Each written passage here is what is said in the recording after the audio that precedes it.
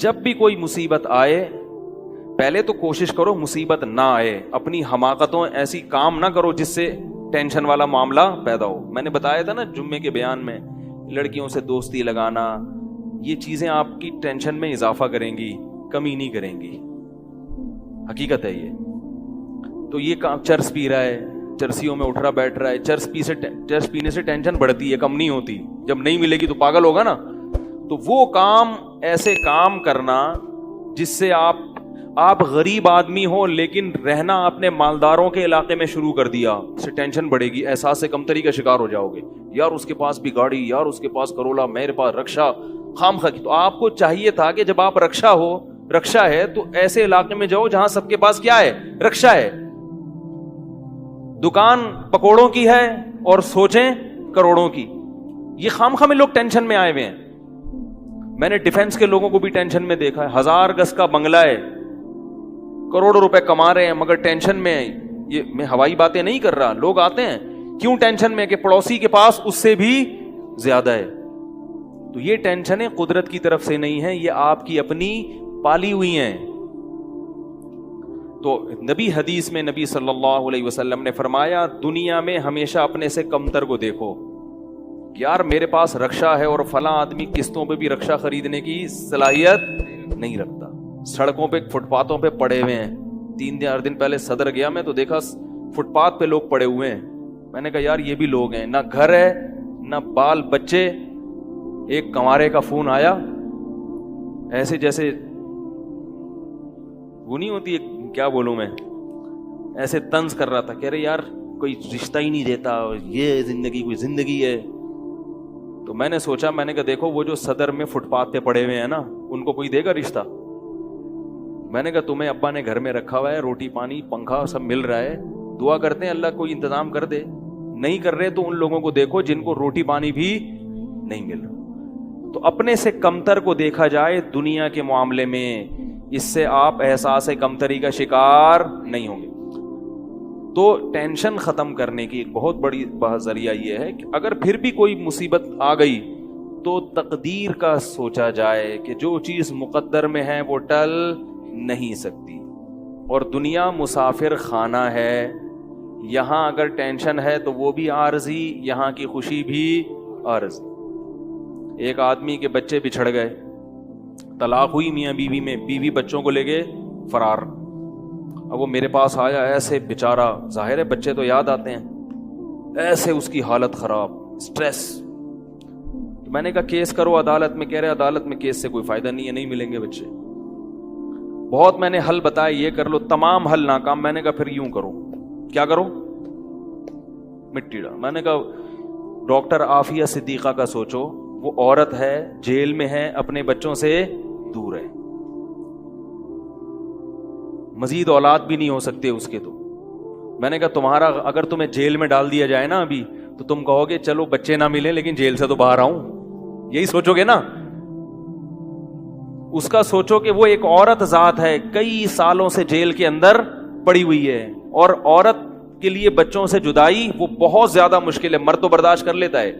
تو میں نے کہا اب جو چیز بس میں نہیں ہے اس پہ غم کرنا فضول, مٹی ڈالو ایسے اور شادی کرو اور مزید نئے بچے پیدا کرو. جب ادھر دوسری اولاد آئے گی تو ادھر سے ذہن آپ کا ہٹ جائے گا. کہتے ہیں لوگ تانے دیں گے, بچوں کو بھول گیا. میں نے کہا لوگوں کے پاس فالتو ٹائم بہت ہے, ٹھیک ہے نا, وہ تانے دیتے رہیں گے, لوگوں کے تانوں کی پرواہ مت. جب ایک چیز آپ کے بس میں نہیں ہے تو اس پہ سوچنا کیسا. یہ بھی ایک بہت بڑا نسخہ ہے سکون کا کہ جو چیز آپ کے اختیار میں نہیں ہے اس کے بارے میں سوچنا بند کر دو. دیکھو نوح علیہ الصلوۃ والسلام اپنے بیٹے کی ساری زندگی تربیت کرتے رہے مگر وہ کافر نکلا. آخری وقت میں نوح علیہ السلام کو اپنے بیٹے پر کتنا پیار آیا کہ میری کشتی میں سوار ہو جا. بیٹا کہتا ہے سآوی الی جبل یعصمنی من الماء, میں پہاڑ پہ چڑھ جاؤں گا جو مجھے پانی سے بچا لے گا. پیغمبر کو اپنی اولاد سے بہت محبت ہوتی ہے, بہت زیادہ ہے, جیسے یعقوب علیہ السلام کو تھی نا اپنے بیٹے سے. کتنا درد ہوگا اس وقت نوح علیہ السلام کے دل میں, کیسے تڑپ رہے ہوں گے. لیکن بیٹا باز نہ آیا. وحال بینہم الموج فکان من مغرقین، ایک موج آئی اور اس کو غرق کر دیا۔ نوح علیہ السلام نے اللہ سے دعا مانگی، ان ابنی من اہلی، اے اللہ میرا بیٹا میرے اہل و عیال میں سے ہے، تو نے تو وعدہ کیا تھا تو میرے اہل و عیال کا خیال کرے گا۔ اللہ نے کیا فرمایا، انہ لیس من اہلک، یہ تیرے اہل میں سے نہیں ہے، اس کا عمل ٹھیک نہیں ہے۔ فلا تسألنی ما لیس لک بہ علم، دوبارہ یہ سوال مجھ سے مت کرنا۔ اب یہ نہیں کہ نوح علیہ السلام بیٹھ گئے یار یہ کیا ہو گیا یار، اب سوچیں یہ تو بڑھ گیا، بس نوح علیہ السلام نے فوراً استغفار کیا، اعوذ بک ان اسألک ما لیس لی بہ علم، اے اللہ میں تجھ سے پناہ مانگتا ہوں ایسی چیز کی، میں تجھ سے ایسا سوال کروں جس کی دلیل میرے پاس نہیں۔ بس بھول گئے۔ اب یہ تھوڑی کہ روتے رہیں بیٹھ کے، بھئی جو چیز بس میں نہیں ہے چھوڑ دو۔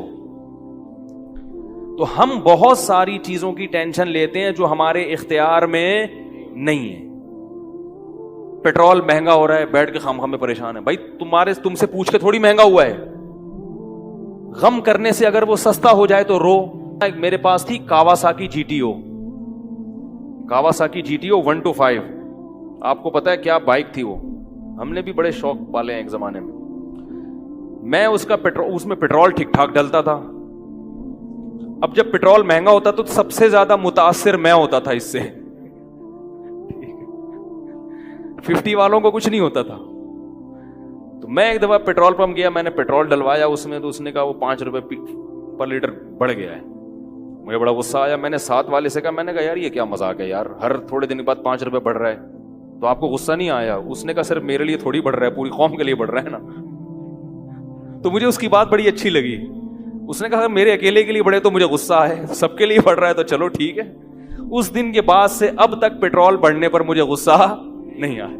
میں یہی کہتا ہوں یار مجھے ٹینشن لینے سے کیا ملے گا، 100 روپے لیٹر بڑھ جائے، زیادہ زیادہ یہ ہوگا، بہت زیادہ بڑھے گا تو گاڑی بیچ دو، بھائی نہیں ہمارے کنٹرول سے باہر ہو گئی ہے، گاڑی بیچ دو، دوبارہ آ جاؤ ٹیکسی پہ آ جاؤ، پھر بھی ہے تو پھر رکشے پہ آ جاؤ، پھر چنچی پہ آ جاؤ، پھر پیدل ہو جاؤ۔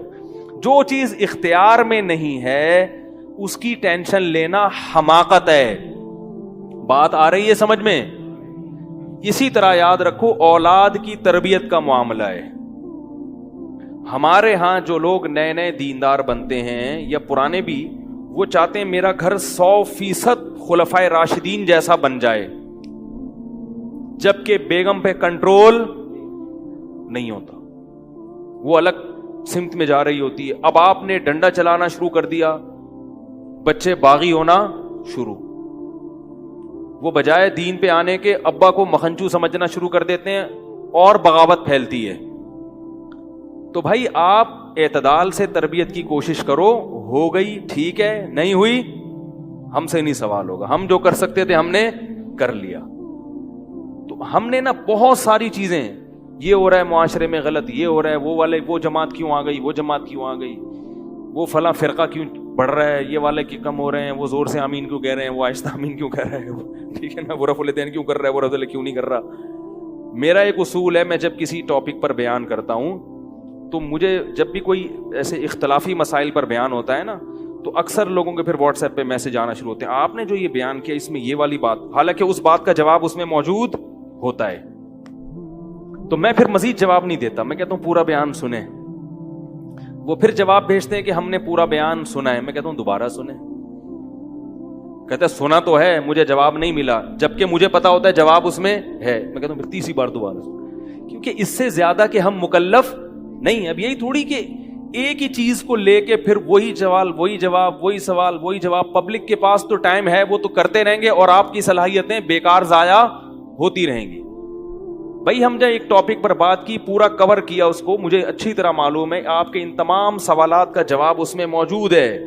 اب بار بار سوال کرو گے تو ہم نئے سرے سے جواب دے کے ٹائم ضائع، یہ ٹینشن ہے خامخواہ کی کیوں پالیں؟ ٹینشن پتہ ہے کیا ہوتی ہے؟ ٹینشن یہ ہوتی ہے کہ یار اتنی تفصیل سے میں نے بیان کیا پھر بھی لوگوں کی سمجھ میں نہیں آ رہا، ہائے یہ کیا یار، یہ کیا۔ اس سے آپ خامخواہ میں آپ کے سر کے بال غائب ہوتے رہیں گے۔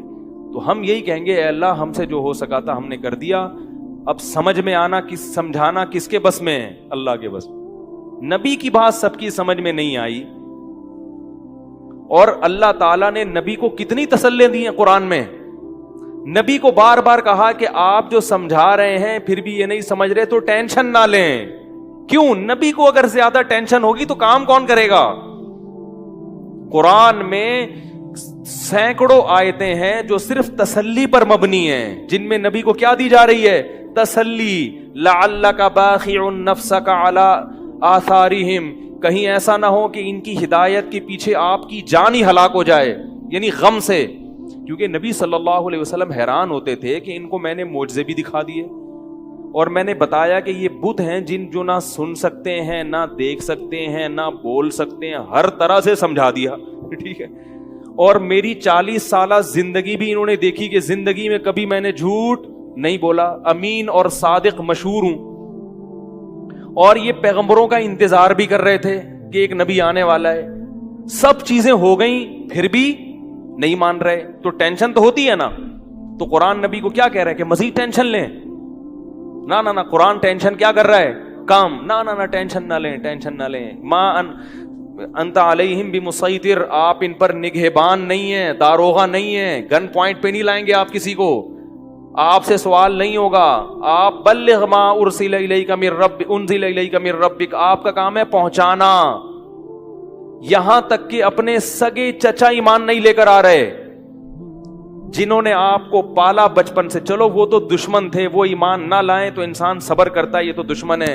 اپنے سگے چچا جنہوں نے بچپن میں پالا، کفالت کی آپ کی، 3 سال رسول اللہ صلی اللہ علیہ وسلم کا بائیکاٹ کیا ہے قریش نے، کھانا پینا بند کر دیا، شعب ابی طالب کی گھاٹی میں بند کر دیا بنی ہاشم کو، کہ ان کا 3 سال تک کوئی لنک نہیں ہوگا ان سے، تاکہ یہ رجوع کریں اپنے دین سے.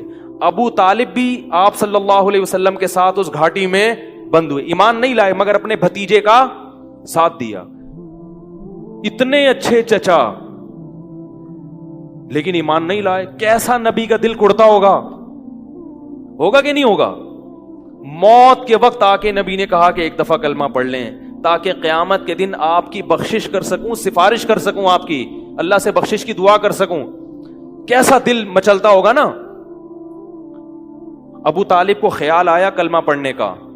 قریش کے جو سردار تھے انہوں نے ابو طالب کو دیکھنا شروع کر دیا کہ کلمہ، کتنا غصہ آیا ہوگا نبی کو ان سرداروں پہ کہ میرا چچا جس نے میری اتنی کفالت کی، مجھ سے اتنی محبت کی، آج وہ میرے سامنے جہنم کی آگ میں داخل ہو رہا ہے اور یہ کمبخت کھڑے ہوئے اس کو ورغلا رہے ہیں. ابو طالب نے چند اشعار کہے کہ اگر مجھے یہ ڈر نہ ہوتا کہ عرب کہیں گے کہ ساری زندگی اسلام نہیں لایا، موت کے وقت موت کے ڈر سے باپ دادا کا دین چھوڑ دیا، یہ ڈر نہ ہوتا تو آئے محمد آج میں تیری آنکھیں کلمہ پڑھ کے ٹھنڈی کر دیتا. لیکن اس کو انہوں نے غیرت کا مسئلہ بنا لیا کہ میں مروں گا تو سردار کہیں گے کہ یہ ایک زبان والا نہیں ہے. زبان تبدیل کر لی انہوں نے، کرنا تھا تو پہلے ایمان لاتا نا، اب کیوں؟ اور وَلَقَدْ عَلِمْتُ بِأَنَّ دِينَ مُحَمَّدٍ مِّن خَيْرِ أَدْيَانِ الْبَرِيَّةِ كُلِّهَا، مجھے یقین ہے کہ محمد جو میرا بھتیجا دین لے کر آیا ہے تمام دنیا کے دینوں میں سب سے افضل ہے. لولا الحذار لولا الملامت او حذار مسبت، اگر ملامت کا خوف یا لوگوں کے برے بھلے کہنے کا خوف نہ ہوتا تو آج میں اپنے بھتیجے کی آنکھیں ٹھنڈی کر دیتا. کیسا دل کڑا ہوگا میرے بھائی، کیسا، جس کو جہنم کی آگ کا یقین ہے اور ان کو معلوم ہے کہ میرا چچا جہنم کی آگ میں داخل ہونے والا ہے، کیسا تڑپ رہے ہوں گے. اور ابو طالب کی آنکھیں بند ہو گئیں. نبی صلی اللہ علیہ وسلم اتنے غم زدہ ہوئے. اللہ نے پھر کیا دی؟ تسلی کی آیتیں کہ ٹینشن نہ لو. یہ میں آپ کو کیوں واقعات سنا رہا ہوں کہ جب اتنے بڑے بڑے غم کے واقعات میں اللہ ٹینشن لینے کو پسند نہیں کر رہے تو ہماری چھوٹی چھوٹی، اس کی پکوڑے کی دکان چل گئی، میری دکان بند ہو گئی، اس کو سواری مل گئی ہے بھائی رکشے میں، مجھے سواری نہیں ملی، ان چیزوں میں ٹینشن لینے کا کیا مطلب؟ بہت مشکل ہے یار، کیا کریں یار. ہماری ٹینشن یہی ہوتی ہے نا یار، سیٹنگ وہاں چل رہی تھی، ابا نے رشتہ وہاں طے کر دیا. یہ کوئی ٹینشن کی چیز ہے؟ ٹینشن تو وہ ہے جو نبی کو ہوئی تھی، یہی ٹینشن ہے آج کل. تو نبی کو کس قدر غم ہوا ہوگا. غیرت بھی ہے نبی میں، حیا بھی ہے، محبت بھی ہے، لیکن اللہ کیا کہہ رہے ہیں؟ ٹینشن نہ لیں. کیوں؟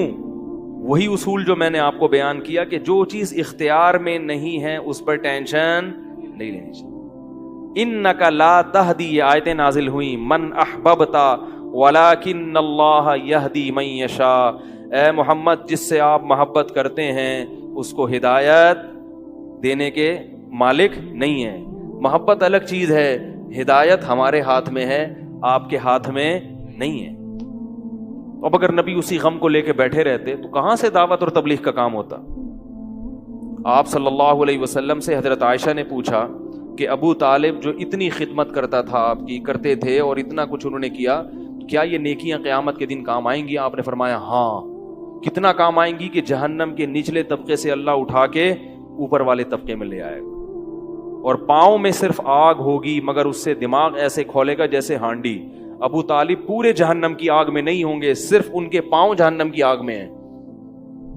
اس سے پتہ چلتا ہے کافر کی نیکیاں کام تو آتی ہیں مگر عذاب کم کرنے میں، عذاب ختم کرنے میں نہیں. بھی ہم دیکھتے ہیں کہ دنیا میں بہت کچھ غلط ہو رہا ہے، دلائل کے انبار لگا دو پھر بھی لوگ نہیں مانتے، اور فرقہ واریت، ایک دوسرے پہ طعن و تشنی، گھریلو حالات میں گڑبڑ. تو اس میں اگر آپ ٹینشن لینا شروع کر دو گے تو پھر سوائے ڈپریشن کی گولیوں کی ایک نئی ٹینشن لگ جائے گی. جس دن گولی نہیں کھائی اس دن عجیب سا ہو گیا. ڈپریشن کا مریض کو جس دن گولی نہ ملے وہ خود گولی کی طرح بن جاتا ہے. وہ پھر کئی لوگوں کو گولیاں کھانی پڑتی ہیں اس سے بات چیت کے بعد. تو اس لیے میرے بھائی دو چیزیں یاد رہیں گی، ایک نیند اور دوسرا ٹینشن جتنا ہو سکے. پھر بھی اللہ کی طرف سے ہوتی ہے، ایسا نہیں ہے کہ ناممکن ہے 100% ہی ختم ہو جائے، یہ تو ممکن نہیں ہے، لیکن بہت سی چیزیں خود مسلط کی ہوئی ہیں.